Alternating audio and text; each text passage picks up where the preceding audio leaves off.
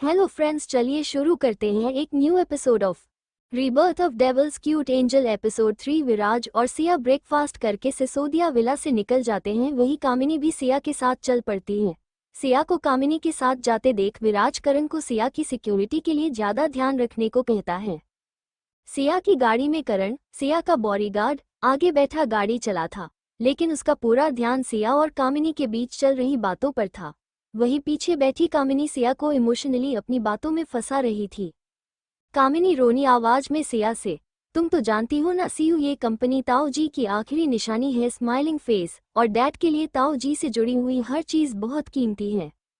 सिया अपनी नॉर्मल आवाज में ही, हाँ दी, मैं जानती हूँ अंकल कितना प्यार करते थे पापा से, इसलिए तो उनसे जुड़ी हर चीज को अपना मानते हैं, इसलिए तो मुझे अपनी आंखों से आपके हाथों मारने के लिए छोड़ दिया। तुम्हें पता है सिया, किसी ने कंपनी की वेबसाइट को हैक कर लिया है। लाउडली क्राइंग, हमारी इम्पोर्टेंट फाइल्स उसकी वजह से खराब हो गई हैं। डैड सब कुछ संभालने की बहुत कोशिश कर रहे हैं। Pensive face, pensive face. Siya मासूमियत से कामिनी की बात को बीच में ही काटते हुए बोलती है, दी अगर कंप्यूटर में फाइल्स खराब हो गई हैं तो आप हॉट कॉपी की मदद ले सकते हैं। कामिनी, हम कोशिश कर रहे हैं, लेकिन कम टाइम की वजह से हमारे कुछ इम्पोर्टेंट प्रोजेक्ट हमारे हाथ से निकल गए हैं। पूरे 150 करोड़ का नुकसान हो गया है। Loudly crying, loudly crying. Siya, अब तुम ही हमारी मदद कर सकती हो। ये कंपनी तुम्हारे पापा जी की आखिरी इंसान है। सिया, फेयरफुल, हाँ दी, मैं जानती हूँ ये कंपनी मेरे डैड के लिए कितनी इम्पोर्टेंट थी, पर दीदी इसे संभालने में मैं आपकी क्या मदद कर सकती हूँ। मुझे तो बिजनेस का भी नहीं आता है। कामिनी रोनी शक्ल बनाकर अपने मन में, इस लड़की को मैनिपुलेट करना इतना भी मुश्किल नहीं है। सिया, तुम तो इसी फील्ड में हो ना, तो तुम्हारे पास कोई सॉल्यूशंस होगा ना, तुम जरूर मदद करोगी ना हमारी, प्लीज सिया। सिया कुछ सोचकर, दी मैं आपकी मदद तो जरूर करूंगी, परंतु।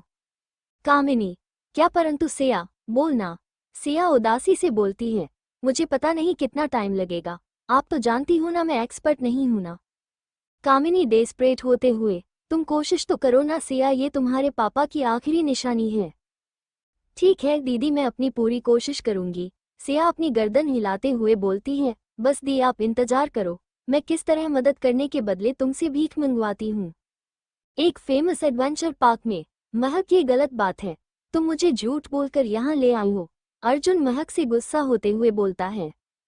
तो क्या हुआ भाई के बेस्टी, तुम मेरे लिए इतना नहीं कर सकते हो। पाउटिंग कैट फेस, महक अर्जुन को बटरिंग करते हुए बोलती है। अर्जुन, और तुम्हें क्यों लगता है कि मैं तुम्हारी हर फालतू की जिद पूरी करूंगा। महक, क्योंकि तुम बेस्ट हो ना, इसलिए स्माइल।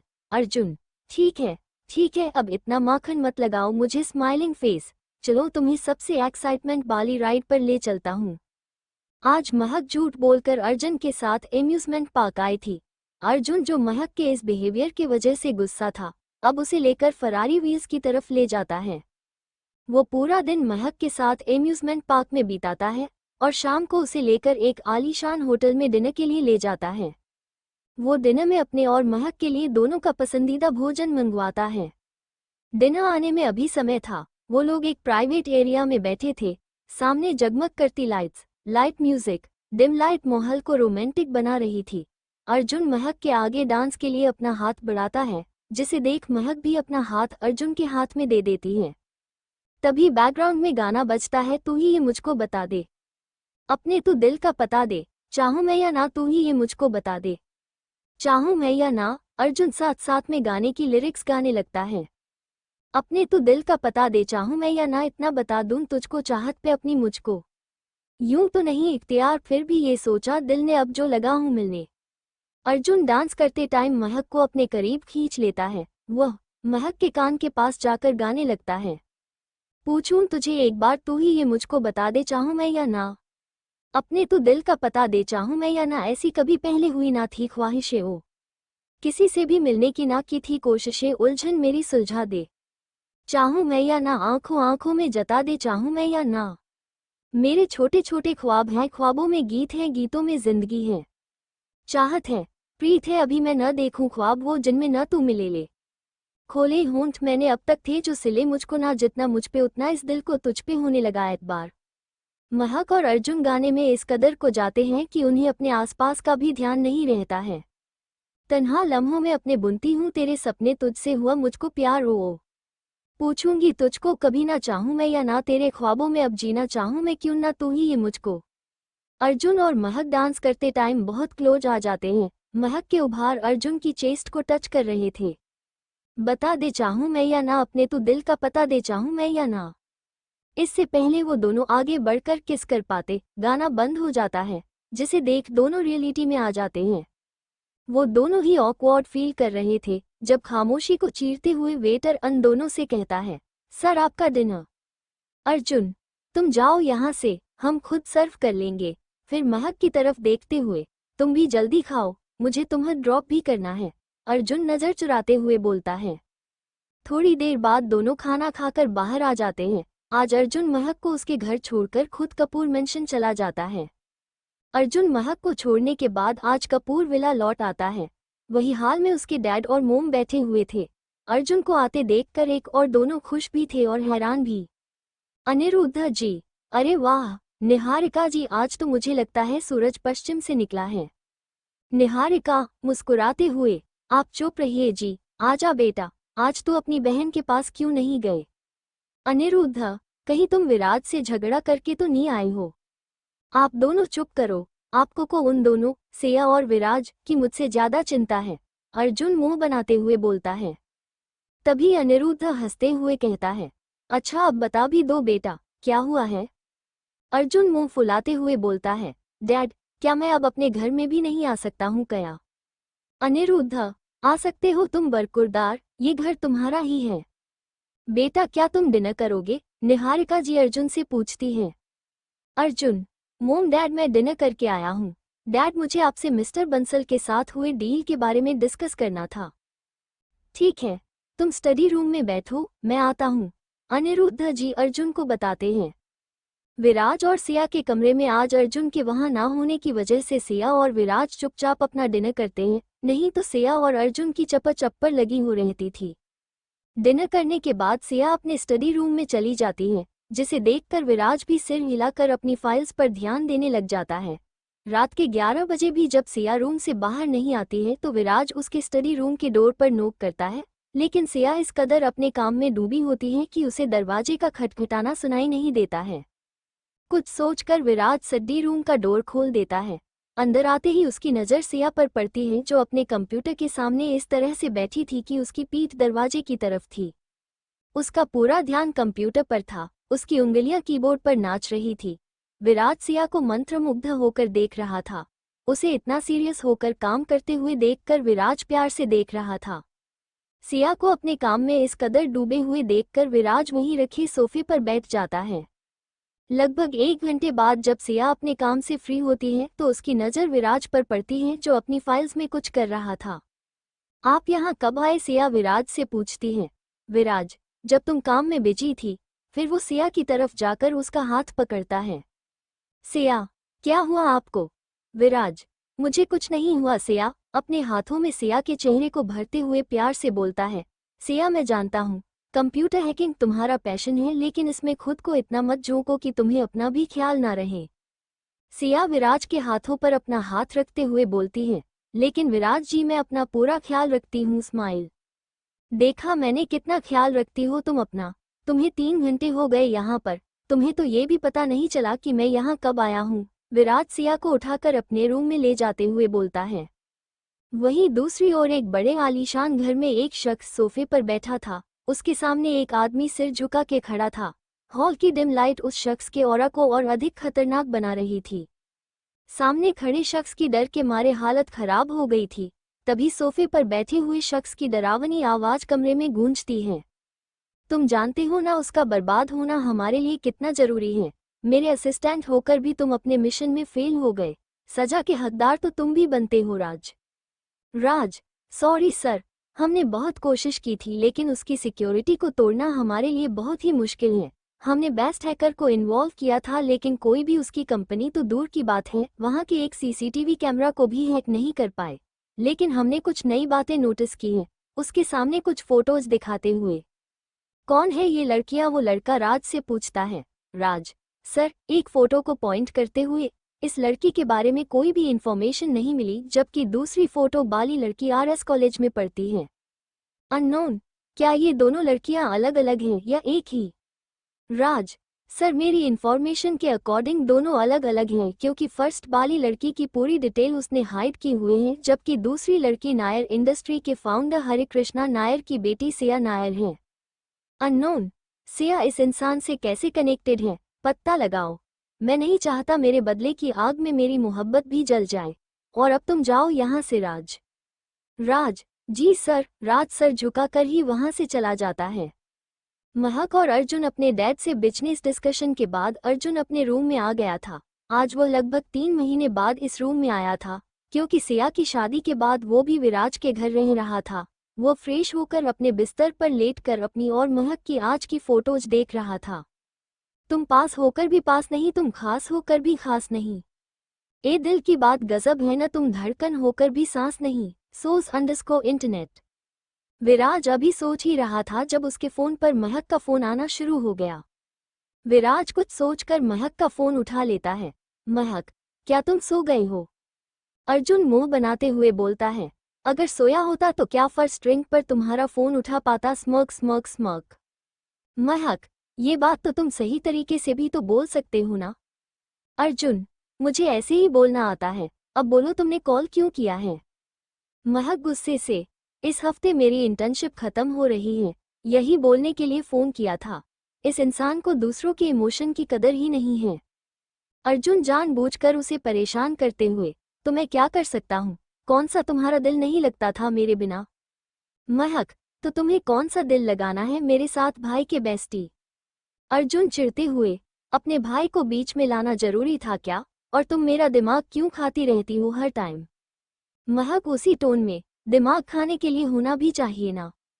अर्जुन, मुझे लगता है तुम्हें अपनी इंटर्नशिप के मार्क्स नहीं चाहिए होंगे ना पास होने के लिए। महक अर्जुन का ये धमकी सुनकर खुद से ही इस पागल इंसान को हुआ क्या है, मेरी इंटर्नशिप पर ही धमकी दे रहा है। शाम तक तो ठीक था, इससे पहले इसका खराब दिमाग और ज्यादा खराब हो मैं फोन ही बंद कर देती हूँ। कल ऑफिस में जाकर बात कर लूंगी, सोचकर बिना बाय बोल फोन स्विच ऑफ कर देती है। वही दूसरी और अर्जुन जब फोन करता देखता है, इस लड़की ने मेरा फोन काट दिया। पाउटिंग पाउटिंग, इसकी इतनी हिम्मत, तुम्हें तो मैं कल बताता हूँ। ABC बार में राहुल एक के बाद एक टकीला के शॉट लगाए जा रहा था। उसके दोनों तरफ लड़कियां अपनी सर्विस दे रही थी। एक लड़की उसके लिए उसका अगला पैक बना रही थी, वहीं दूसरी लड़की उसकी गोद में बैठी हुई उसे सेंसुअली टच कर रही थी। तभी उसका एक दोस्त हंसते हुए कहता है, तुम्हारे मजे हैं यार, मतलब तुम्हारे दादू की कंपनी इंडिया में टॉप 20 में आती है और उसके तुम इकलौते वारिस हो। तभी दूसरा दोस्त भी उसकी हाँ में हाँ मिलाते हुए बोलता है, हाँ पैसा ही पैसा है मेरे दोस्त, इसलिए तो रोज महंगी शराब और नया शवाब होता है भाई के पास। तभी राहुल उन दोनों को एक गंदी हंसी देते हुए बोलता है, राहुल सिसोदिया शराब रिपीट कर सकता है पर शबाब नहीं, और मैं तो भंवरा हूँ, नई खिली कली मुझे अपनी ओर खींच ही लेती है, और मैं तुम लोगों को भी तो मजे करवाता हूँ।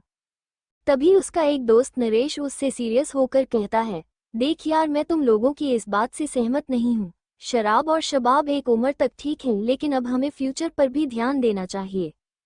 तभी उनका पहला दोस्त बोलता है, ये मिडिल क्लास सोच में ही रहेगा, और तू खुद इन दोनों चीजों में मजा नहीं ढूंढ पाता है। इसने हमारी क्या गलती है, हमें तो करने दे, वो लड़का नरेश को गंदे इशारे करके कहता है। तभी दूसरा लड़का भी नरेश को गुस्से में बोलता है, अगर तुझे इतना ही टेंशन है फ्यूचर का तो साले हमारे साथ आया ही क्यों? जा कहीं जाकर काम कर, मेहनत कर, इधर क्या झक मार रहा है? वहीं राहुल भी उन दोनों की हाँ में हाँ मिला देता है, जिसे देखकर वो ना में सिर हिला देता है। मेहनत की है इसलिए तो राहुल का बड़ा भाई इंडिया का नंबर 1 और एशिया में भी तीसरे नंबर पर है। वेल्थ के मामले में वो यंगेस्ट का रोल मॉडल है। अपनी मेहनत के बल में करोड़ों रुपए वो चैरिटी में देता है। अगर वो भी ऐसे ही मजे करता तो शायद उनकी कंपनी। अभी नरेश अपनी बात पूरी करता उससे पहले ही राहुल उसके मुंह पर एक मुक्का जड़ देता है।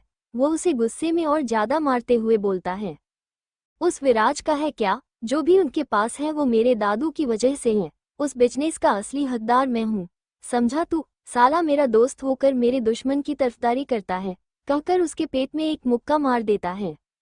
नरेश शर्म और दुख भरे मन से वहां से निकल जाता है वहीं राहुल और उसके दोनों दोस्त एक बार फिर से शराब पीने में व्यस्त हो जाते हैं।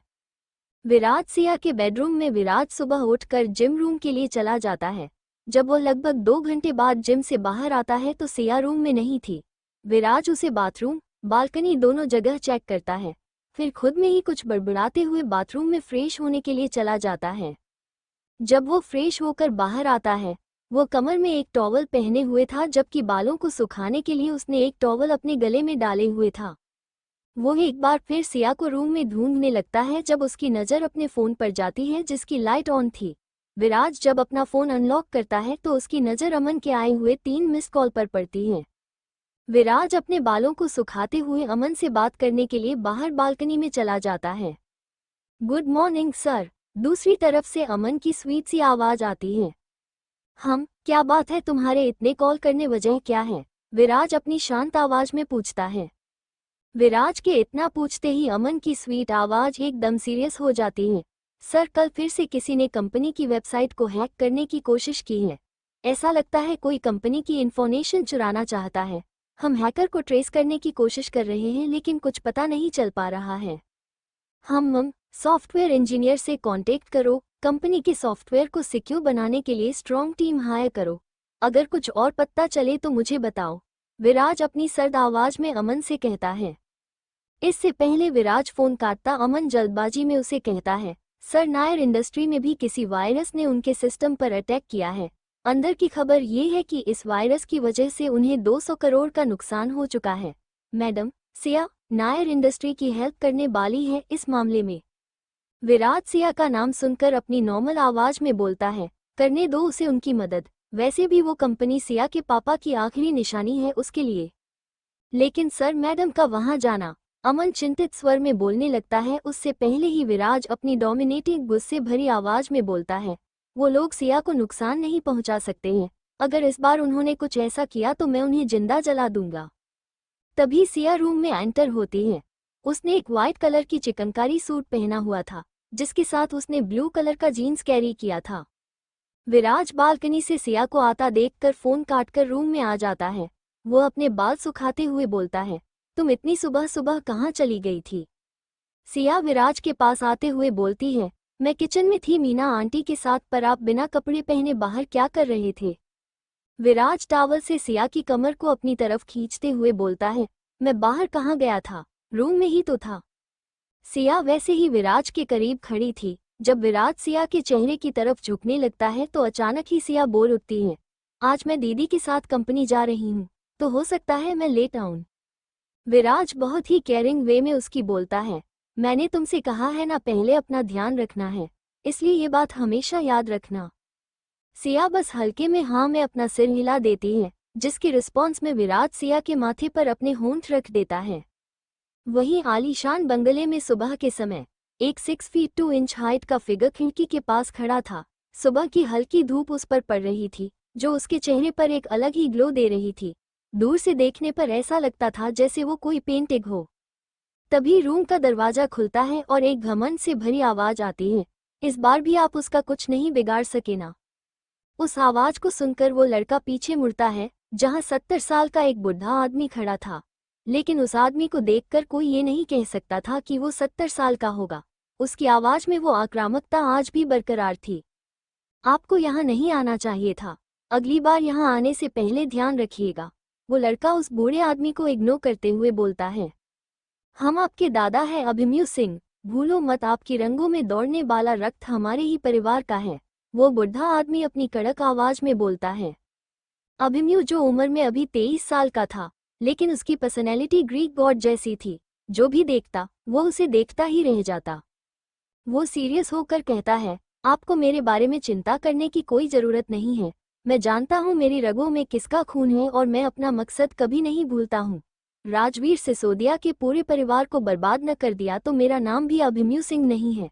उसकी बात खत्म होते होते उसकी टोन सीरियस न होकर गुस्से वाली हो जाती है। अभिमन्यु की उस गुस्से भरी आवाज को सुनकर उसके दादा विशेष सिंह का चेहरा घमंड से भर जाता है। वो अपनी जोशीली आवाज में बोलते, हमें आपसे यही उम्मीद है बरखुरदार, बस ध्यान रखिएगा, उस राजवीर का बड़ा बेटा उसकी सबसे बड़ी ताकत है। उस ताकत को खत्म कर दिया तो आधा तो वो ऐसे ही मर जाएगा। हम इस बात को बहुत अच्छी तरह से जानते हैं दादू, मैं जानता हूँ मुझे आगे क्या करना है। शतरंज की बिसात बिछ चुकी है, बस इंतजार है सही समय पर सही चाल चलने का। अभिमन्यु एक कुटिल मुस्कान देते हुए बोलता है। अभिमन्यु को इतना कॉन्फिडेंट देखकर उसके दादाजी भी रूम से चले जाते हैं। सिसोदिया मैंशन में विराज सिया को लेकर डाइनिंग हॉल में आ जाता है। विराज को सीधा नई खरीदी हुए साइट देखने जाना था, इसलिए अमन भी सुबह ही सिसोदिया हाउस आ गया था। सिया और विराज को आते देखकर अमन सोफे से उठ जाता है। Good morning sir, good morning madam, कहकर अमन क्यूटली उन दोनों की तरफ स्माइल कर देता है। हर बात पर क्यूटली बिहेव करना अमन की आदत है, जिसे देखकर सिया बड़े ध्यान से उसे देखने लग जाती है। अमन को सिया का इस तरह देखना विराज को कुछ खास पसंद नहीं आता है। वो खांसते हुए सिया से कहता है, क्या तुम्हें लेट नहीं हो रहा है अब जाने के लिए? चलो जल्दी से ब्रेकफास्ट कर लो। विराज की बात सुन सिया हड़बड़ा जाती है, फिर जल्दी से खुद को संभाल कर वो प्यार से अमन से पूछती है, क्यूटी तुम ब्रेकफास्ट करके आए हो क्या? तुम भी तो अकेले ही रहते हो ना, मतलब तुम्हें अभी तक खाना नहीं खाया होगा ना? अमन विराज की घूरती हुए नजरों को देखकर मना करने ही वाला था जब सिया विराज को चिढ़ाने के लिए फिर से उससे कहती है, क्यूटी तुम भी हमारे साथ ही ब्रेकफास्ट कर लो, हमें ब्रेकफास्ट स्किप नहीं करना चाहिए। वहीं विराज जो काफी देर से सिया को देख रहा था अपने मन में ही सोचते हुए बोलता है, इस लड़की ने कभी मेरे ब्रेकफास्ट की चिंता नहीं की, लेकिन इस गधे को कैसे देख रही है। वो थोड़ी ऊंची आवाज में बोलता है, इसका नाम अमन है समझी, ना कि क्यूटी है। अमन को देखते हुए, और तुम्हें सबसे कॉम्प्लीमेंट लेने होते हैं? अगर ऐसी ही बात है तो मैं तुम्हें अथर्व या अर्जुन के पास भेज देता हूँ। अमन जल्दी में हड़बड़ा कर बोलता है, नहीं सर, सॉरी मैडम, मेरा नाम अमन है, आप मुझे मेरे नाम से ही बुलाया करो। मन में, ये बॉस भी ना जलते हैं मुझसे बस, अब खुद इतने क्यूट तो है नहीं, राक्षस कहीं के, कोई भी देखकर डर जाए। 24 घंटे सड़ा हुआ मुंह बना कर रखते हैं, मैडम भी देखकर डर जाती होंगी बेचारी। अमन ये सब अपने मन में सोचता हुआ अपने फेशियल एक्सप्रेशन चेंज कर रहा था, जिसे देख विराज मुंह बनाकर उससे कहता है, अगर तुम्हारा खुद की तारीफ करना और मुझे कोसना दोनों हो गया है तो तुम भी ब्रेकफास्ट कर लो आकर। जिसे सुन अमन अपनी ख्याली दुनिया से बाहर निकलता है। तीनों डाइनिंग टेबल पर बैठ कर खाना खा रहे थे जब विराज चुप्पी तोड़ते हुए सिया से बोलता है, तुम आज नायर इंडस्ट्री जा रही हो तो ये बात याद रखना, तुम उस कंपनी की मालकिन हो, उन्हें खुद को नौकरों की तरह ट्रीट मत करने देना। सिया बस हाँ में सिर हिला देता है। उसे याद आता है कैसे उसके अंकल और कामिनी सिया को कभी कंपनी में आने नहीं देते थे। वो कहीं बिजनेस में इंटरफेयर न करे, उन्होंने उसे बिजनेस स्टडी के लिए मना कर दिया था। अगर उनके फैमिली लाई और उसके पापा की बिल की वजह से उसके अंकल को फोर्स नहीं करते तो शायद सिया अपनी पढ़ाई भी पूरी नहीं कर सकती थी। तुम सिया विराज सिसोदिया हो, मेरी बीवी, गलत बात मत सहन करना और कुछ भी होगा तो मुझे कॉल करना, विराज सिया को बच्चों की तरह समझाते हुए बोलता है। जिसे देख सिया प्यार से मुस्कुरा दे देती है। वहीं अमन विराज को ऐसे देखता है जैसे किसी अजूबे को देख रहा हो। सर तो ऐसे बिहेव कर रहे हैं, मैडम छोटी बच्ची है और वो पहली बार स्कूल जा रही हैं। जब सिया चलने को तैयार होती है तो विराज उसे पीछे से आवाज देकर कहता है, अपना ध्यान रखना और लंच टाइम से कर लेना। अब तक सिया भी विराज के इस बिहेवियर से परेशान होकर कहती है, विराज जी मैं छोटी बच्ची नहीं हूँ, आप सुबह से मुझे 10 बार ये सब बोल चुके हो। तुम छोटी बच्ची ही हो, इसलिए तो तुम्हें नहीं दिखता है वो लोग तुम्हारा फायदा उठा रहे हैं। उनका बस चलता तो अब तक प्रॉपर्टी हथियाने के लिए पत्ता नहीं क्या कर लेते, और तुम्हारी आंखों पर उनके प्यार की पट्टी बंधी हुई है जो कुछ देखना ही नहीं चाहती हो। बोलते बोलते विराज की टोन केयरिंग से होकर गुस्से बाली हो जाती है। विराज को उसकी इतना चिंता करते देख सिया विराज के पास आकर उसका हाथ पकड़कर कहती है, मैं जानती हूँ वो लोग अच्छे नहीं हैं, उन्हें मुझसे नहीं मेरी प्रॉपर्टी से ही प्यार है। सिया की बात सुनकर विराज हैरानी से उसे देखने लगता है। वो शॉक्ड होकर कहता है, तुम्हें कैसे पता चला और कब पता चला तुम उनके बारे में? उसकी बात सुनकर सिया कहती है, पता तो मुझे बहुत पहले लग गया था, लेकिन मैं उनसे उलझना नहीं चाहती थी क्योंकि डैड की बिल के अकॉर्डिंग उन्हें प्रॉपर्टी मेरे 23वें जन्मदिन के बाद मिलेगी, इसलिए वो चाहकर भी मुझे नुकसान नहीं पहुंचाएंगे। सिया हल्की स्माइल करते हुए बोलती है, तो तुम क्या वेट कर रही हो कि वो लोग आए और तुम्हें नुकसान पहुंचाए? क्या तुम पागल हो? विराज नाराजगी से सिया को बोलता है, अगर तुम चाहो तो मैं तुम्हारे लिए उन लोगों को हमेशा के बर्बाद कर सकता हूँ। तो सिया विराज से कहती है कि अगर वो एक बार में ही मर गए तो क्या ही मरे, अभी कुछ जख्मों के हिसाब बाकी हैं, बहुत से गुनाहों का अंजाम बाकी है। मारेंगे उन्हें बड़ी ही फुर्सत से, जितना तड़पे हैं हम गम में, उससे 100 गुना ज्यादा उन्हें तड़पना होगा। हर जख्म का हिसाब होगा, हर गुनाह का भी फैसला होगा। जितना तड़पे हैं हम गम में, उससे 100 गुना ज्यादा उन्हें तड़पना होगा। सिया से इस तरह के जवाब की उम्मीद विराज ने अपने सपने में भी नहीं की थी। वो सिया से पूछता है, मतलब क्या है तुम्हारा, क्या किया है उन लोगों ने तुम्हारे साथ? विराज सोचता है कि जरूर उनकी शादी से पहले कुछ हुआ होगा जो वो सिया को ढंग से प्रोटेक्ट नहीं कर पाया है। वही सिया को याद आ जाता है कैसे उसके अंकल और आंटी हंस हंस के बता रहे थे कि सिया के मोम डैड को उन्होंने कैसे मरवाया है। दोनों अपनी अपनी सोच में गुम थे जब अमन की आवाज उन्हें उनकी सोच से निकालती है। सर, मैडम को लेट हो रहा होगा, हमें भी लोकेशन के लिए निकलना है। विराज सिया के फोरहेड पर किस करके उससे कहता है, कुछ भी स्टूपिड मत करना, अगर कुछ होता है तो मुझे कॉल करोगी, समझ गई? सिया हाँ में सिर हिला देती है। फिर वो अपने पंजों के बल खड़े होकर विराज के गाल पर किस कर देती है। बेचारी की हाइट छोटी थी। सिया के वहां से जाने के बाद विराज अमन से कहता है, पता करो, जब तुम्हारी मैडम नायर हाउस में थी तब क्या क्या हुआ था। नायर एंटरटेनमेंट में सिया कामिनी के साथ ऑफिस आई हुई थी। आज सिया लगभग 14 साल बाद इस जगह पर आई थी। जब वो छोटी थी तो अक्सर अपने पापा के साथ यहाँ आना पसंद करती थी। यहाँ की हर चीज वक्त के साथ बदल गई थी। सिया हर जगह को बहुत ही बारीकी से देख रही थी, मानो अपनी भूली हुई यादों को संभाल रही हो। दीदी, क्या आप मुझे अंकल के ऑफिस ले जा सकती हो? सिया कामिनी से कहती है। कामिनी अपने चेहरे पर अजीब से गुस्से वाले भाव लाते हुए बोलती है, तुम्हें वहां क्यों जाना है? कंपनी का एक डिपार्टमेंट 6th फ्लोर पर है जहां कंपनी का पूरा डाटा खराब हो गया है, वहां चलो। दीदी, आप तो ऐसे कह रही है जैसे मैं कंपनी में अपना हिस्सा लेने आई हूँ। मैं सिर्फ अपने डैड का केबिन देखना चाहती हूँ। सिया इस बार बिना झिझके बोलती है, जिसे देख कामिनी नकली हंसी हंसते हुए बोलती है, तुम तो जानती हो सिया, ताऊ जी को गए हुए कई साल हो गए हैं, तो उनका केबिन यहाँ कैसे होगा? ये कंपनी मेरे डैड का हॉटवर्क थी और यहाँ उनका ऑफिस भी नहीं रहा। चलो कोई बात नहीं, अब मेरी स्टडी लगभग पूरी हो ही गई है तो मैं ये भी संभाल लूंगी। सिया टेढ़ी मुस्कान देकर कामिनी से कहती है, जिस पर कामिनी बात बदलते हुए कहती है, सिया तुम उस वायरस की वजह से यहाँ आई हो ना, तो पहले इस काम को देख लेते हैं। वैसे भी कंपनी का बहुत नुकसान हो चुका है इसकी वजह से। आप ठीक कह रही है दी, आफ्टर ऑल मैं यहाँ इसी काम के लिए तो आई हूँ। सिया एक बड़ी से मुस्कान देते हुए बोलती है।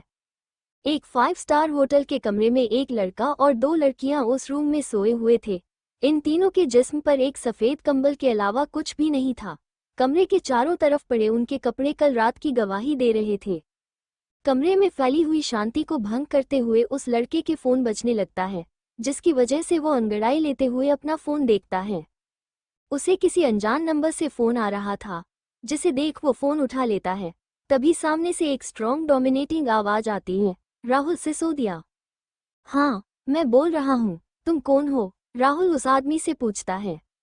राहुल जब कॉल उठाता है तो सामने से एक स्ट्रॉन्ग डोमिनेटिंग आवाज आती है, राहुल सिसोदिया। हाँ, मैं ही बोल रहा हूँ, तुम कौन हो? राहुल अपनी अलसाए आवाज में कहता है।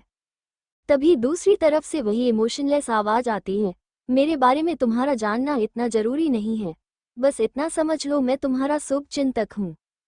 तुम्हारा कोई नाम तो होगा ही? राहुल उससे दोबारा सवाल करता है। वो शख्स राहुल से अपनी कड़क आवाज में बोलता है, मैं तुम्हारी मदद कर सकता हूँ। किस चीज के लिए तुम मेरी मदद कर सकते हो? राहुल उसकी बातों में थोड़ा इंटरेस्ट लेते हुए बोलता है। तभी वो शख्स राहुल को बोलता है, उसी काम के लिए जो तुम इतने टाइम से नहीं कर पा रहे हो, विराज सिसोदिया की बर्बादी। अब की बार चौंकने की बारी राहुल की थी। उसकी आंखों में विराज की बर्बादी के नाम से ही चमक आ जाती है। वो शक भरी आवाज में कहता है, तुम्हें क्या मिलेगा मेरी मदद करके? मैं तुम्हें मदद का हाथ बढ़ा रहा हूँ और तुम मुझसे ही सवाल कर रहे हो, वो अनजान शख्स बोलता है। बिना मतलब के तो लोग भगवान को भी याद नहीं करते हैं, तो तुम बिना अपने फायदा देखे मेरी मदद क्यों करोगे? राहुल उससे पूछता है। तुम आम खाओ गुटलियों से मतलब क्यों रखते हो? दूसरी तरफ से वो आदमी स्मिक करते हुए बोलता है। मैं तुम पर कैसे भरोसा कर सकता हूँ? तुम्हारे पास मेरे अलावा कोई ऑप्शन भी नहीं है मिस्टर राहुल सिसोदिया। अगर तुम्हें लगता है तुम अकेले उसे बर्बाद कर सकते हो तो ठीक है, मैं अपना टाइम तुम पर वेस्ट नहीं करना चाहता हूँ, कहकर वो आदमी फोन काटने वाला होता है। तभी राहुल जल्दी से बोलता है, मुझे सोचने के लिए टाइम चाहिए। ठीक है, कल शाम तक का टाइम है तुम्हारे पास, कहकर फोन कट जाता है। सिंह मैंशन में जैसे ही फोन करता है, पीछे खड़ा राहुल अभिमन्यु से पूछता है, सर क्या वो मानेगा? वो जरूरी मानेगा राज, मैंने तुम्हें जो कहा था वो हुआ या नहीं? अभिमन्यु राज से पूछता है। जी सर, विराज को मारने के लिए जो गुंडे राहुल ने भेजे हैं वो अपना काम पूरा नहीं कर पाएंगे, हमारे आदमी उन पर नजर रख रहे हैं, राज उत्तर देता है। अभिमन्यु अपने चेहरे पर मुस्कान लाते हुए कहता है, तुम्हें लगता है राहुल के भेजे हुए गुंडे उसको हाथ भी लगा सकते हैं? उसकी सिक्योरिटी बेस्ट कमांडो करते हैं, अपने आदमी वहां वेस्ट करने से कोई फायदा नहीं है। फिर थोड़ी देर रुककर, मल्होत्रा के प्रोजेक्ट का क्या अपडेट है? सर, सिसोदिया एंटरप्राइजेज भी इस प्रोजेक्ट के लिए फाइट कर रही है, हमारी टीम ने अपनी तरफ से पूरी तैयारी कर ली है, राज अभिमन्यु को बताता है। ठीक है, अब तुम जा सकते हो, कहकर अभिमन्यु फिर से स्टडी रूम में बैठ जाता है। नायर एंटरटेनमेंट में सिया कंपनी के आईटी डिपार्टमेंट में बने एक केबिन में बैठी हुई थी। इस केबिन में एक टेबल, ऑफिस चेयर और एक बुक सेल्फ ही थी। उस केबिन का देखकर ऐसा लग रहा था मानो इसे जल्दबाजी में साफ किया गया हो। सिया अपनी गर्दन हिलाकर ऑफिस चेयर पर बैठ जाती है। वो अपना लैपटॉप ऑन करके उस पर अपने कॉलेज का असाइनमेंट कंप्लीट करने लग जाती है। लगभग 1 घंटे बाद उसके केबिन में कामिनी आ जाती है। तुम्हें कुछ पता चला क्या? कब तक ये वायरस की प्रॉब्लम ठीक होगी? हमारे अपकमिंग प्रोजेक्ट लटके पड़े हैं। उसके लगातार सवाल पूछने से सिया इरिटेट होकर कहती है, स्टॉप इट दीदी, आप मुझे डिस्टर्ब कर रही हो, और इतना इसी होता ये काम तो आप यही काम किसी और से भी करवा सकती हो। सिया के नाराज होने से कामिनी पैनिक होकर कहती है, सिया वो तो मैं टेंशन में थी इसलिए मेरी टोन थोड़ी ऊंची हो गई थी। तुम अपना काम करो लेकिन जल्दी करना, तुम तो जानती हो ना ये कंपनी तौजी की आखिरी निशानी है। इस बार फिर से कामिनी ने इमोशनल ब्लैकमेल करने लग गई। सिया एक लंबी सांस लेकर कामिनी को वहां से जाने को कहती है। सिया को फिर से अपनी बातों में आता देखकर कामिनी मिस्टीरियस स्माइल देते हुए चली जाती है। कामिनी के जाते ही सिया अपना लैपटॉप बंद करके आराम से अपनी चेयर पर बैठ जाती है। इतनी भी क्या जल्दी है दीदी, ये कंपनी मेरे डैड की है तो मैं इसे नुकसान नहीं होने दे सकती हूँ, लेकिन आपको तड़पाना तो बनता है। वही सिया के अंकल के केबिन में, डैड उस सिया के पर बहुत निकल गए हैं, उन्हें काटना पड़ेगा। क्या किया उसने अब? सिया के डैड फाइल ने डूबे हुए कहते हैं। आपको पता है आज वो कंपनी को संभालने की बात कर रही थी, कामिनी उन्हें बताती है। क्या बकवास कर रही हो तुम? मिस्टर नायर गुस्से से उसे देखते हुए बोलता है। डैड, मैं बकवास नहीं कर रही हूँ, इससे पहले वो दुनिया के सामने इस कंपनी की असली वारिस बनकर सामने आए उसे रास्ते से हटा देते हैं।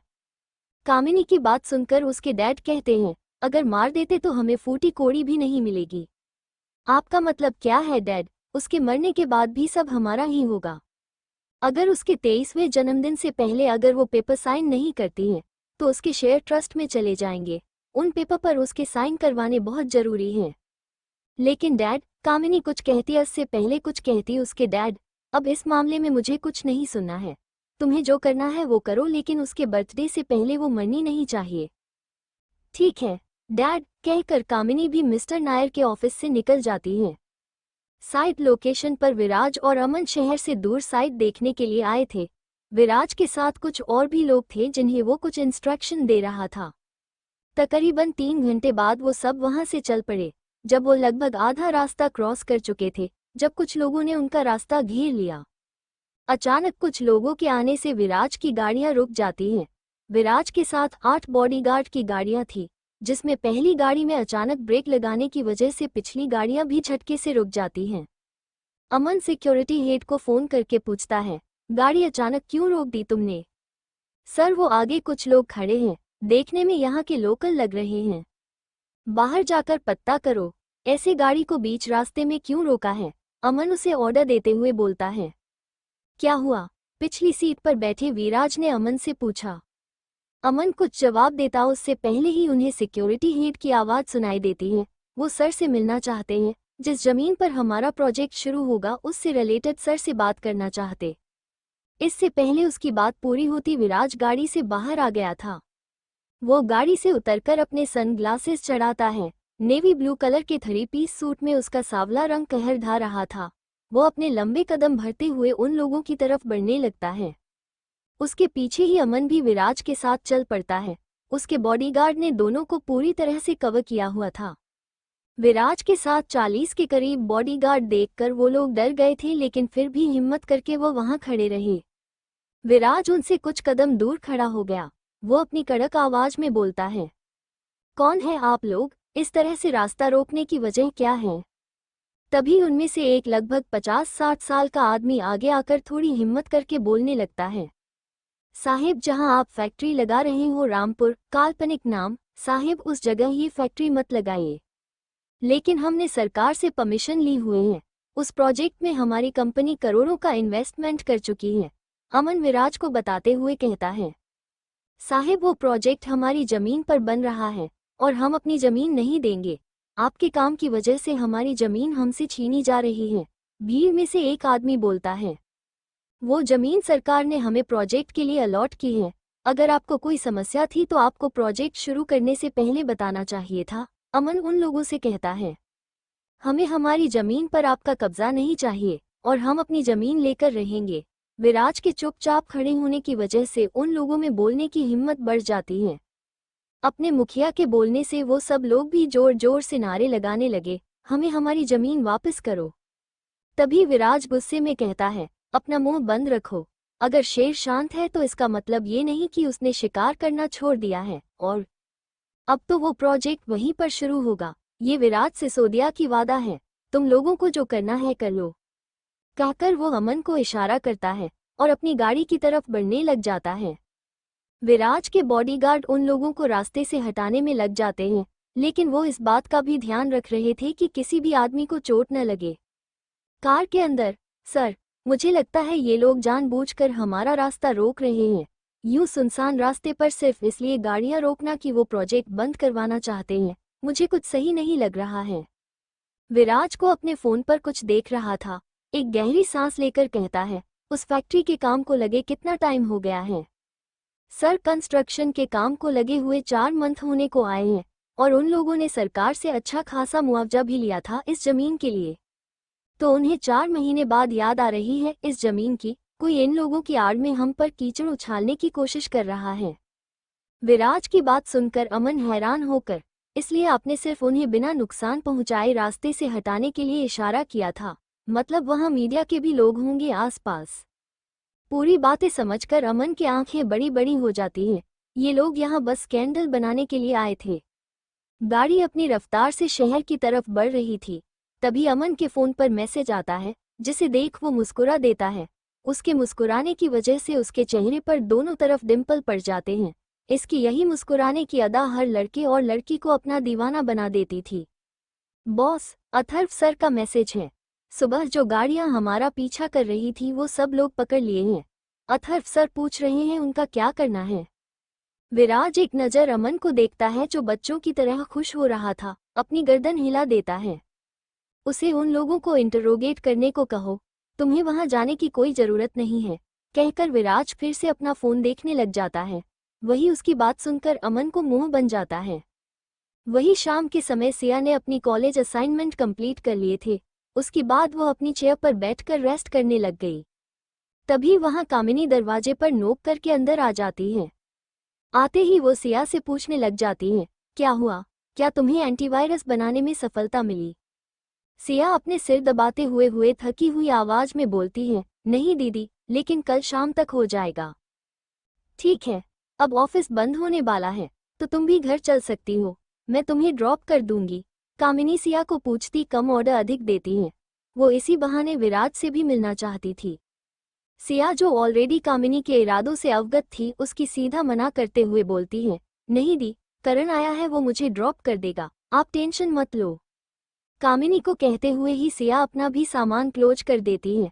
वो वहां से सीधा अपनी गाड़ी में आकर बैठ जाती है।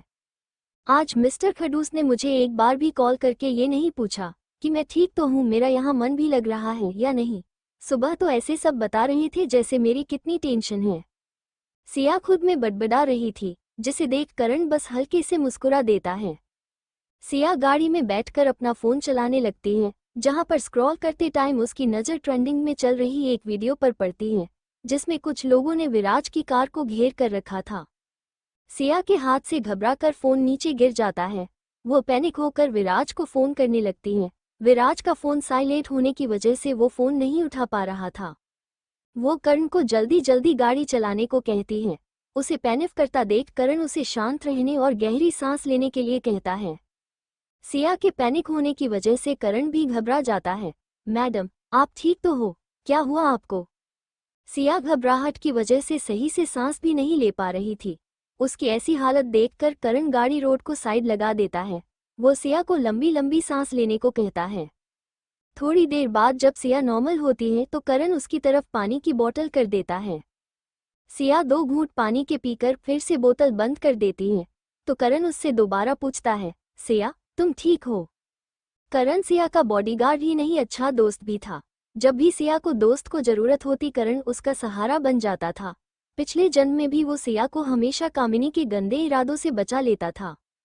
मैं ठीक हूँ करण, अमन से पता करो, तुम्हारे सर इस टाइम कहाँ है? सिया खुद को नॉर्मल रखते हुए बोलती है, लेकिन उसका सफ़ेद पड़ा चेहरा देखकर कोई भी कह सकता था कि वो इस टाइम कितनी डरी हुई थी। सिया के कहने पर करण अमन से विराज के बारे में पूछता है। करण थोड़ी देर बाद कर फोन काट देता है। विराज सर ऑफिस से 1 घंटा पहले निकल गए हैं, इस समय सर मेंशन में होंगे, कहकर करण भी गाड़ी स्टार्ट कर देता है। वहीं सिया भी अतीत की यादों में खो जाती है। फ्लैशबैक, विराज एक बिजनेस मीटिंग के लिए शहर से बाहर गया हुआ था, जहां पर उसे एक डील फाइनल करनी थी। जब वो वापस लौट रहा था तो कुछ लोगों ने उनका रास्ता रोक लिया था। जब विराज उन लोगों से बात करने के लिए गाड़ी से बाहर निकलता है तो उसके सारे बॉडीगार्ड भी बाहर निकल जाते हैं। इसी बात का फायदा उठाकर कुछ लोग विराज की गाड़ी के साथ छेड़छाड़ कर देते हैं। जब तक विराज उन लोगों से बात करता है तब तक वो लोग गाड़ी के ब्रेक खराब कर देते हैं। जब विराज और उसका काफिला वहां से निकल जाता है तो कुछ लोग उस पर हमला कर देते हैं। वो लोग बॉडीगार्ड को डिस्ट्रैक्ट कर देते हैं।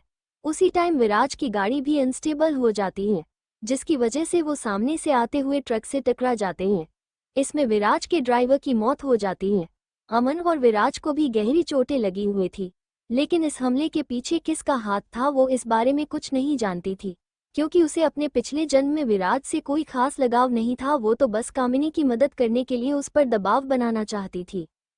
फ्लैशबैक, एंड सिया अपनी सोच में डूबी हुई थी जब उनकी गाड़ी गेट क्रॉस करके मेंशन के अंदर आ जाती है।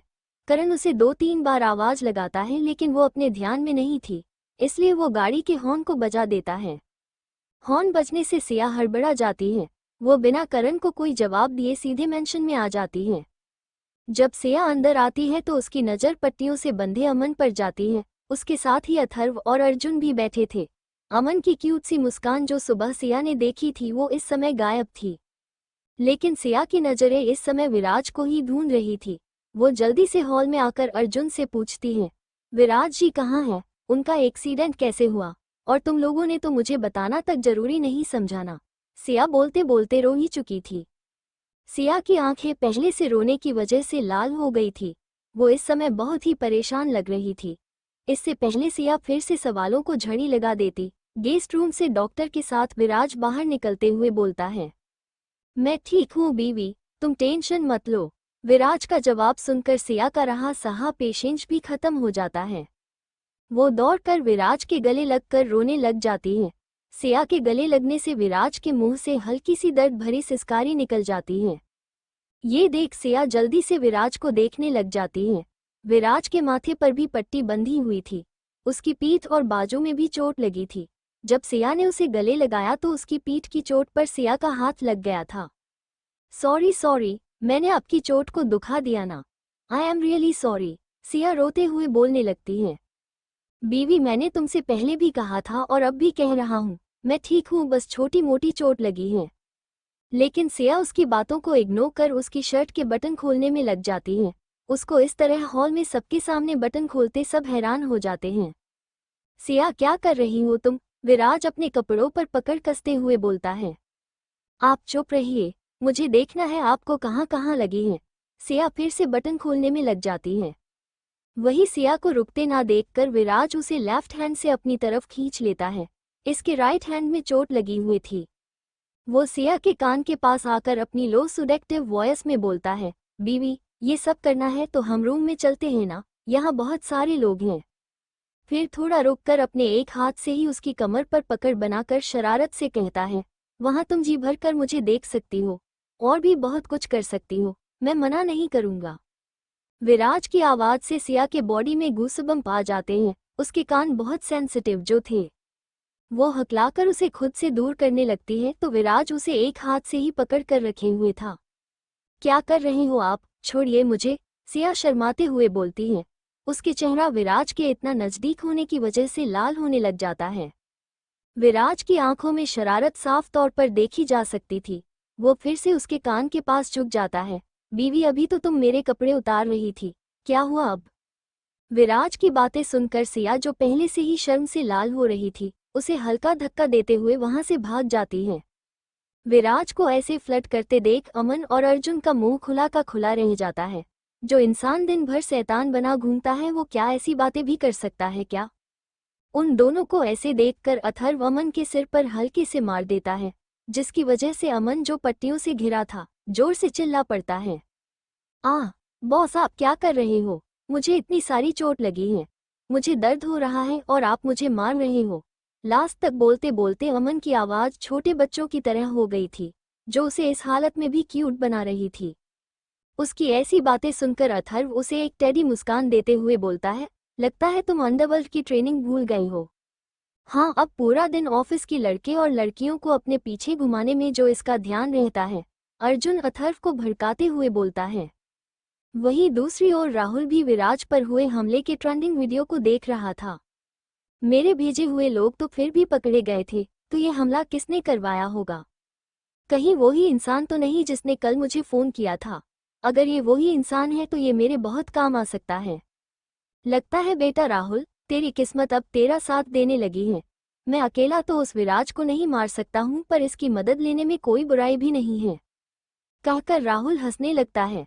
वो हंसते हुए ही अपने फ़ोन से एक नंबर डायल करता है, लेकिन दूसरी तरह से कोई भी फ़ोन नहीं उठा रहा होता है। राहुल दोबारा उसी नंबर को डायल करता है। एक अंधेरे कमरे में अभिमन्यु बैठा हुआ था, उसके सामने राज खड़ा हुआ था।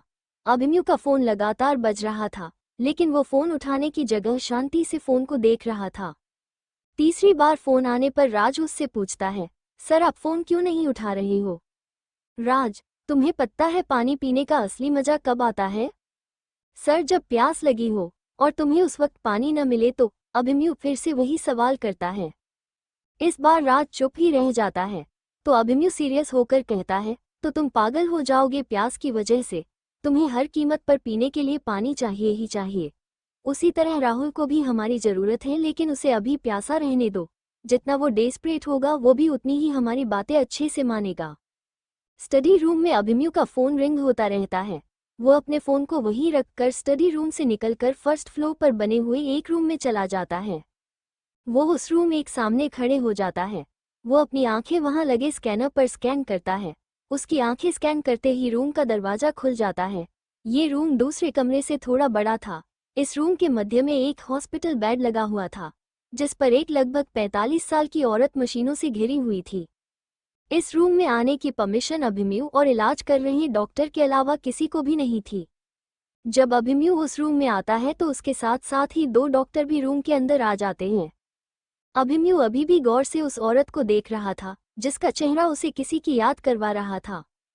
अभिमन्यु को देखते हुए एक डॉक्टर बहुत मुश्किल से बोलता है, सर, हम अपनी तरफ से पूरी कोशिश कर रहे हैं, लेकिन इतने सालों से कोमा में होने की वजह से उनकी बॉडी कुछ भी रेस्पॉन्ड नहीं कर पा रही है। साफ साफ कहो, तुम कहना क्या चाहते हो? अभिमन्यु उस डॉक्टर को कहता है। सर, मैडम खुद ही रिस्पॉन्स नहीं करना चाहती है, सबसे बड़ी प्रॉब्लम यही है। अगर ये खुद रिस्पॉन्स नहीं करेगी तो हमें लाइफ सपोर्ट सिस्टम मजबूरन हटाना पड़ेगा। डॉक्टर का रिस्पॉन्स सुनकर अभिमन्यु शांत पड़ जाता है। वो एक गहरी सांस लेते हुए डॉक्टर से बाहर जाने के लिए कहता है। डॉक्टर के जाने के बाद विराज उस औरत के बेड के पास जाकर बैठ जाता है। वो उस औरत को बड़े प्यार से निहार रहा था। वो इमोशनल होकर उस औरत के हाथ को अपनी हथेलियों के बीच में रख लेता है। आप कब उठूं आंटी? आप जानती हो मैं आपको बहुत मिस करता हूँ। मुझ अनाथ का आपके अलावा था ही कौन। आपने मुझे सहारा दिया, सड़कों से उठाकर महलों का सुख दिया, प्लीज उठ जाइए ना। जो अभिमन्यु दुनिया के सामने एक मजबूत दीवार बनकर रहता है, आज वो एक बच्चे की तरह रो रहा था। थोड़ा टाइम वो उस रूम में बिताने के बाद फिर से स्टडी रूम में आ जाता है। उसके फोन पर राहुल के 20 से ज्यादा फोन कॉल आए हुए थे। उसके मिस्ड कॉल देखकर अभी के मुंह पर एक कुटिल मुस्कान आ जाती है। वो आराम से राहुल को कॉल बैक करता है। तो क्या सोचा आपने मेरे ऑफर के बारे में, अभी राहुल से पूछता है। तुम्हारी दुश्मनी क्या है विराज से, बिना तुम्हारे बारे में जाने मैं कैसे तुम पर भरोसा कर सकता हूँ, राहुल अभिमन्यु से पूछता है। बस इतना समझ लो, तुम्हारा और मेरा मकसद एक ही है। मैं तुम्हारा शुभचिंतक हूँ और सिर्फ मैं ही तुम्हारी मदद कर सकता हूँ। ट्रेलर तो तुम देख ही चुके हो आज। लगता है बहुत गहरी दुश्मनी है तुम्हारी विराज के साथ, राहुल एक स्मिक के साथ बोलता है। दूसरी तरफ से एक शरद नफरत भरी आवाज आती है। विराज से ही नहीं, उसके पूरे परिवार से है। अगर तुम्हें मेरा ऑफर पसंद नहीं आया तो मेरा टाइम वेस्ट मत करो। अभिमन्यु फोन काटने को होता है, उससे पहले ही राहुल की बेसब्र आवाज आती है, मुझे मंजूर है। राहुल की हाँ सुनते ही अभिमन्यु के चेहरे पर एक सेटिस्फाइड स्माइल आ जाती है। सिसोदिया विला में सिया के हाल से जाने के बाद जो खुशनुमा माहौल था वो एकदम से डार्क ऑरा से घिर गया था। हॉल में अथर्व, अमन, अर्जुन खड़े हुए थे, तभी वहां पर करण अंदर आता है। बॉस, आपने मुझे बुलाया, करण सर झुकाकर विराज से पूछता है। क्या आज सिया के साथ कुछ अनयूजुअल हुआ था, विराज उससे पूछता है। बॉस मैडम जब गाड़ी में बैठी तब तक ठीक थी, लेकिन जैसे ही उन्होंने आपका वीडियो इंटरनेट पर देखा उसके बाद से ही वो अचानक पैनिक होना स्टार्ट हो गई थी। उन्होंने आपको कॉल भी किए थे लेकिन आपने उनका कॉल नहीं उठाया था। वो रो रही थी। फिर उनके कहने पर मैंने अमन को कॉल किया था और जब उन्हें पता चला कि आप घर आ गए हो तो वो थोड़ा नॉर्मल बिहेव करने लगी। करण हर चीज़ एक्सप्लेन करते हुए बोलता है। बस यही हुआ था या तुम कुछ मिस तो नहीं कर रहे हो, विराज एक बार फिर करण से पूछता है। यश बॉस, यही हुआ था। फिर थोड़ी देर रुककर, और एक बात बॉस, कोई मैडम की इन्फॉर्मेशन निकाल रहा है। सर एक गाड़ी शाम के समय हमारा पीछा भी कर रही थी। आपके कहने पर हमने शादी की बात हाइड कर रखी है लेकिन मुझे नहीं लगता हम ज्यादा छुपा पाएंगे। तभी अर्जुन उन दोनों के बीच बोल पड़ता है, तुम्हें अपनी और बेबी गर्ल की शादी छुपानी ही क्यों है। मेरे दुश्मन आज शरेआम मुझ पर हमला कर रहे हैं, तुम्हें लगता है वो सिया को छोड़ देंगे। अपने जीते जी मैं उस पर आंच भी नहीं आने दूंगा, विराज मजबूती से बोलता है। उन लोगों का क्या हुआ जो सुबह पकड़े गए थे। भाई वो लोग उस राहुल के भेजे हुए थे, आप कहो तो उसका आज ही गेम खत्म कर डालते हैं। पता नहीं कितनी बार वो आपको मारने की कोशिश कर चुका है, अथर्व गुस्से में कहता है। विराज हॉल में रखे हुए सोफे पर बैठ जाता है। वो अपने लेफ्ट हैंड से अपने सिर को दबाते हुए बोलता है। हम उसे नुकसान नहीं पहुंचा सकते हैं, तुम तो जानते ही हो ना, दादाजी को वचन दिया है हमने। विराज की बात सुनकर अथर्व अपने दांत पिसते हुए बोलता है। उन लोगों की प्रॉब्लम क्या है, इतना पैसा तो दादू ने दिया भी नहीं था, उसका 10 गुना हमने उन्हें लौटा दिया है। अथर्व सीरियस होते हुए बोलता है, पर भाई आप पर हुआ वो हमला राहुल ने नहीं करवाया था। अर्जुन, अमन, विराज तीनों एक साथ बोल पड़ते हैं, क्या, तो फिर किसने करवाया है। अगर ये हमला राहुल की देन नहीं है तो फिर किसकी है, अर्जुन हैरान होकर पूछता है। उसी टाइम अमन सीरियस होकर कहता है, मैं पत्ता लगाने की कोशिश करता है, अगर किसी ने बिजनेस पर्पस के लिए किया है तो उसका पत्ता तो मैं लगा ही लूंगा। नहीं, तुम आराम करो, तुम्हें चोट लगी है, जब तक ठीक नहीं हो जाते तुम यहीं पर रहोगे। उस हमले के पीछे की वजह अथर्व खुद ढूंढ लेगा, विराज अमन को ऑर्डर देते हुए बोलता है। थोड़ी देर ऐसे ही बातें कर सब रूम में लौट जाते हैं। वहीं अथर्व भी अपने दिए हुए काम के लिए निकल जाता है। गेस्ट रूम में अर्जुन आज अमन के साथ रूम शेयर कर रहा था, क्योंकि अमन को लगी हुई चोट के कारण वो अपना कोई काम ढंग से नहीं कर सकता था। मुझे शावर लेना है, अमन अपने सैड एक्सप्रेशन से बोलता है। तो इसमें मैं क्या कर सकता हूँ, अर्जुन सरल स्वभाव में उससे पूछता है। तो अमन फिर से अपने नॉटी बिहेवियर में आकर बोलता है, करना क्या है, जब तक मैं ठीक नहीं हो जाता हूँ तब तक मेरी सेवा आपको ही तो करनी है, बॉस ने यही कहा था। मैं तुम्हें वॉशरूम में छोड़ देता हूँ, तुम खुद शावर ले लेना, अर्जुन मुंह बनाते हुए बोलता है। अरे ऐसे कैसे छोड़ देंगे, मैं तो खुद के बटन भी नहीं खोल सकता हूँ, नहाऊंगा कैसे, वो अर्जुन को परेशान करते हुए बोलता है। अथर्व और अर्जुन हमेशा अमन को उसके क्यूट लुक की वजह से परेशान करते थे, लेकिन आज अमन ने पासा पलट दिया था। अर्जुन इरिटेट होते हुए बोलता है, तो तुम चाहते हो मैं तुम्हें नहलाऊं? अमन मासूमियत से अपना सिर हिला देता, जिसे देख अर्जुन चिढ़ते हुए बोलता है, हाँ क्यों नहीं, कल को तुम कहोगे तुम्हें टॉयलेट भी मैं लेकर जाऊं। अर्जुन की बात सुनकर अमन तपाक से बोलता है, हाँ। अमन को इस तरह देखकर अर्जुन का मन अपने बाल नोचने का होता है। वो अपने मन में ही, शक्ल से कितना शरीफ बनता है, किसी को तड़पाने से पहले एक बार भी नहीं सोचता है, और अब यहाँ पर लाचार बनकर बैठ गया है। कहाँ मैं सपने देखता था अपनी बाबी महक के साथ नहाने के, और कहाँ से ये मुसीबत मेरे गले में पड़ गई। वो अमन से कहता है, तुम यहीं रुको, मैं कुछ करता हूँ, कहकर वो अथर्व को कॉल करके कुछ बोलता है। दूसरी तरफ अथर्व की बात सुनकर वो खुश हो जाता है। चलो मैं तुम्हारे हेल्प कर देता हूँ, कहकर अर्जुन अमन को वॉशरूम में ले जाता है। थोड़ी देर बाद जब वो दोनों वॉशरूम से बाहर आते हैं तो अर्जुन के चेहरे पर मुस्कान थी, वहीं अमन का चेहरा गुस्से से लाल था। अर्जुन ने जानबूझकर अमन के फेस पर साबुन लगाया था, जिसकी वजह से वो उसकी आंख में चला गया था। बेचारा अमन एक कुर्सी पर वहां बैठा हुआ चिल्ला रहा था और हैंड शॉवर अर्जुन के हाथ में था, जो उसकी इस हालत पर हंस रहा था। अर्जुन ने उसे बाथरूम में परेशान करके रख दिया था। वहीं अमन दांत पिसते हुए अर्जुन को देख रहा था। तभी डोर बेल बजने की वजह से वो दोनों ही रूम से बाहर आ जाते हैं। जब वो बाहर हॉल में आते हैं तो उनकी नज़र मेड के साथ आती हुई एक लड़की पर पड़ती है। इस लड़की ने डॉक्टर का कोट पहना हुआ था। वो मेड से कुछ बात कर रही थी। वो आकर हॉल में बैठ जाती है, जबकि मेड किचन की तरफ चली जाती है। अमन अर्जुन के पेट में अपनी कोहनी मार के कहता है, ये कौन है? मुझे क्या? इससे पहले अर्जुन कुछ बोलता उसका फोन पर मैसेज आता है, जिसमें अथर्व ने रैना की सिस्टर जो डॉक्टर हैं को यहाँ अर्जुन की हेल्प करने भेजा था। अथर्व के मैसेज को देखकर अर्जुन के चेहरे पर एक नॉटी स्माइल आ जाती है। वो अमन से कहता है, मुझे क्या पता कौन है, मैं भी तो तुम्हारे साथ ही यहाँ आया हूँ। अमन भी अपनी गर्दन हाँ में हिलाकर कहता है, पर जो भी है मिलना तो पड़ेगा ही। वो दोनों हॉल में जाकर उस लड़की के सामने बैठ जाते हैं। हाय मिस, आप यहाँ क्या कर रही हैं? अर्जुन उससे पूछता है। तभी अमन अर्जुन को चिकोटी काटते हुए कहता है, पहले नाम तो पूछ ले। उन दोनों के ऐसे देखकर वो लड़की अपने मन में ही रैना को कोसते हुए बोलती है, कैसे नमूनों के बीच भेज दिया मुझे। फिर दोनों को देखकर, ये तो ठीक ठाक है, दूसरे की मरहम पट्टी भी हुए हैं, फिर मुझे यहाँ क्यों बुलाया है? वो अपनी सोच में ही डूबी हुई थी। उसे ऐसे देखकर अमन उसमें ही खो गया था। उन दोनों को ऐसे देख अर्जुन खांसने का नाटक करने लगता है, जिससे दोनों वापस अपनी ख्याली दुनिया से आ जाते हैं। मिस, आपने बताया नहीं, आप कौन हैं? अमन उसे स्माइल करते हुए पूछता है।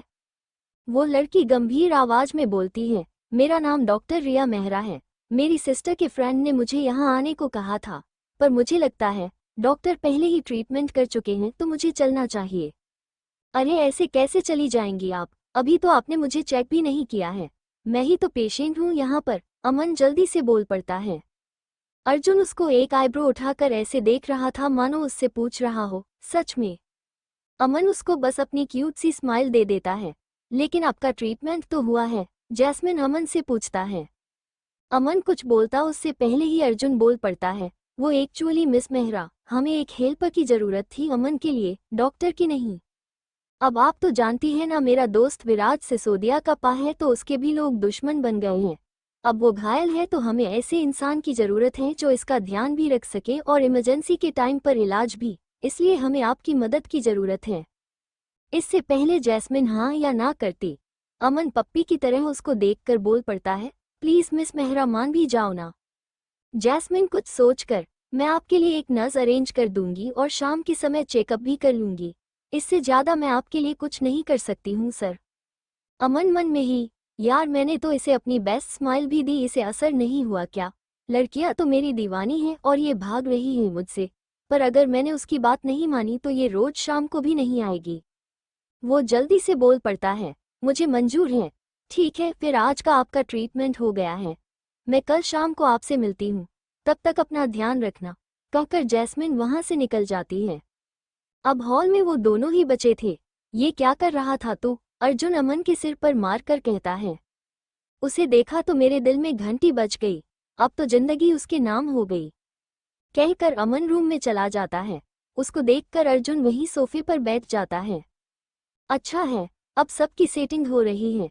एक मेरी बाली है जिसे मेरे एफर्ट्स ही नहीं दिखते हैं, और कर एक छोटी लड़की से प्यार, अर्जुन खुद को कोसते हुए बोलता है। सिया और विराज के कमरे में सिया रूम में आकर फ्रेश हो जाती है। उसके लंबे घने बाल गीले थे जिन्हें सुखाने के लिए वो बाहर बालकनी में बैठी हुई थी। वो अपनी सोच में गुम थी। पिछले जन्म में जब विराज पर हमला हुआ था वो समय आज से 2 महीने बाद का था। इसका मतलब ये था कि वक्त के साथ घटनाएं पहले या बाद में हो सकती थी। उसे अधिक सावधान रहने की जरूरत थी। सिया अपने दिमाग पर जोर डालने की कोशिश कर रही थी कि आगे क्या होगा। उसे याद था इस समय कामिनी अपने प्रोजेक्ट के लिए विराज के पास आती है जिसमें सिया ही उसकी मदद करती थी। इस जन्म में तो वायरस की वजह से उसने कामिनी का ध्यान भटका दिया था, लेकिन कब तक वो इन सब प्रॉब्लम को नज़रअंदाज कर सकती थी। एक ना एक दिन तो उसे खुलकर सामने आना होगा। वो पिछले जन्म के समय का वेट नहीं कर सकती थी। इस जन्म में हालात और घटनाएं भी अलग अलग समय पर हो रहे थे। सिया अपनी सोच में ही डूबी हुई होती है जब विराज उसके सामने बाली चेयर पर बैठ जाता है। जब काफी देर तक वो कुछ नहीं बोलती है तो वो सिया के कंधे को हल्का सा हिलाता है, जिससे सिया अपने ध्यान में आ जाती है। वो हड़बड़ा कर विराज से पूछती है, आप यहाँ क्या कर रहे हैं? विराज मुस्कुराते हुए बोलता है, सिया ये हमारा रूम है, मैं यहाँ नहीं आऊँगा तो कहाँ जाऊँगा? सिया अपनी चेयर से उठते हुए बोलती है, मेरा ये मतलब नहीं था। वो मेरा ध्यान नहीं था तो अचानक से मुंह से निकल गया था। आप फ्रेश हो जाओ, मैं किचन में मीना आंटी की मदद कर लेती हूँ। विराज पीछे से सिया को आवाज लगाते हुए बोलता है, सिया मेरे हाथ में चोट लगी है, मैं अकेले फ्रेश कैसे हो सकता हूँ? सिया पीछे मुड़कर देखती है। विराज के सिर पर पट्टी बंधी हुई थी, वहीं बाजू भी बैंडेज हुई थी। आप रुको, मैं कुछ करती हूँ, कहकर सिया एक कुर्सी बालकनी से उठाकर बाथरूम में ले जाती है। वो विराज के कपड़े निकालकर बाथरूम में रख देती है। आप नहा लो, मैंने पानी का टेम्परेचर सेट कर दिया है, आपके कपड़े भी रख दिए हैं, आप हैंड शॉवर की हेल्प से नहा सकते हो, सिया जबरदस्ती की स्माइल देते हुए बोलती है। सिया मैं अपने कपड़े भी खुद से नहीं खोल सकता हूँ, नहाऊंगा कैसे एक हाथ से, तुम खुद ही समझो न, विराज सिया को कहता है। ठीक है, मैं आपकी मदद करती हूँ, कहकर सिया जबरदस्ती बाथरूम में चली जाती है। उसके पीछे पीछे विराज भी स्माइल करते हुए बाथरूम में चला जाता है। बाथरूम में विराज सिया के सामने खड़ा हुआ था। सिया अपने कपकपा रहे हाथों से उसकी शर्ट के बटन खोल रही थी। सिया को इस तरह नर्वस देखकर विराज के होंठों के कोने ऊपर की ओर उठ गए। सिया ने मुश्किल से उसकी शर्ट के बटन खोलकर उसके शरीर से उसकी शर्ट को अलग किया था, लेकिन अगला टास्क उसके लिए बहुत मुश्किल भरा था। सिया की आंखें नीचे गड्डी हुए थी, उसका चेहरा और कान लाल हो चुके थे।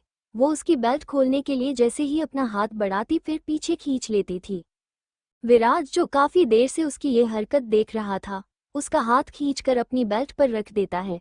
ये देखकर सिया की आंखें बड़ी बड़ी हो जाती हैं। उसकी नजरें विराज को नजरों से मिल जाती हैं। क्या कर रही हो बीवी, तुम्हारा ही हस्बैंड हूँ। माना मैंने तुम्हें टाइम दिया है खुद को हमारी सुहागरात के लिए रेडी होने को, पर इसका ये मतलब नहीं है कि तुम मेरी हेल्प भी न करो, विराज जानबूझकर मुंह बनाकर सिया से कहता है। उसकी ये बातें सुनकर पहले से ही सिया का लाल हुआ चेहरा अब ऐसा हो गया था मानो छूने से खून निकलने लग जाएगा। उसने बड़ी हिम्मत करके उसकी पेंट को खोल दिया। वो अब अपने बॉक्सर में ही खड़ा था। उसकी अट्रैक्टिव बॉडी सिया को पागल बना रही थी। वहीं दूसरी ओर विराज सिया को परेशान करने के लिए सिडिक्टिव आवाज में कहता है, बीवी अब क्या देखती ही रहोगी, मुझे नहाना भी है। डिनर के लिए लेट हो जाओगी तो अपने भाई को क्या जवाब दोगी? सिया हकलाते हुए बोलती है, मैं कर रही हूँ ना, आप चुपचाप बैठ जाइए। बड़ी मुश्किल से वो विराज को नहाने में हेल्प करती है, लेकिन इसमें भी उसने सिया को परेशान करके रख दिया था। सिया तुम मेरी पीठ में अच्छे से शॉवर जेल लगाओ ना, मेरी चोट पर मत लगा देना। क्या कर रही हो तुम? तुम्हें तो अच्छे से नहलाने भी नहीं आ रहा है। मेरे बाजू पर पानी गिर जाएगा, डॉक्टर ने पानी से टच करने को मना किया है। अरे मेरी आंख में सोप लग गया, जल रहा है, जल्दी आंखें साफ करो मेरी। सिया को विराज की मदद करना भारी पड़ गया था। उसका चेहरा रोने लायक हो गया था। सिया टॉवल तो पकड़ाओ, और खड़ी क्या हो, मेरी हेल्प करो ना मुझे सुखाने में। मैं अब आपको सुखाने में भी मदद करूं? ये तो आप खुद भी कर सकते हो, सिया चिढ़ते हुए बोलती है। विराज थोड़ा सीरियस होकर कहता है, बीवी कर सकता तो तुम्हें थोड़ी बोलता, और वैसे भी मैंने अपना बॉक्स अभी चेंज करना है, तो पहले वो दो। सिया उसके सारे ही कपड़े उठाकर वहां रखे स्टूल पर रख देती है। अब जल्दी करना, फिर मैं कपड़े पहनने में मदद कर देती हूँ। सिया दूसरी तरफ मुड़ते हुए कहती है। थोड़ी देर बाद विराज के कराहने की आवाज आती है, जिससे सिया का ध्यान उसकी तरफ जाता है। वो जल्दी से पीछे मुड़ जाती है। जहां जैसे तैसे करके विराज ने पीजे तो पहन लिया था, पर शर्ट नहीं पहन पा रहा था। आप मुझे बोल नहीं सकते थे क्या, कहकर सिया जल्दी से उसकी मदद करने लग जाती है। मिलते हैं नेक्स्ट एपिसोड में। Thanks for watching show your love friends.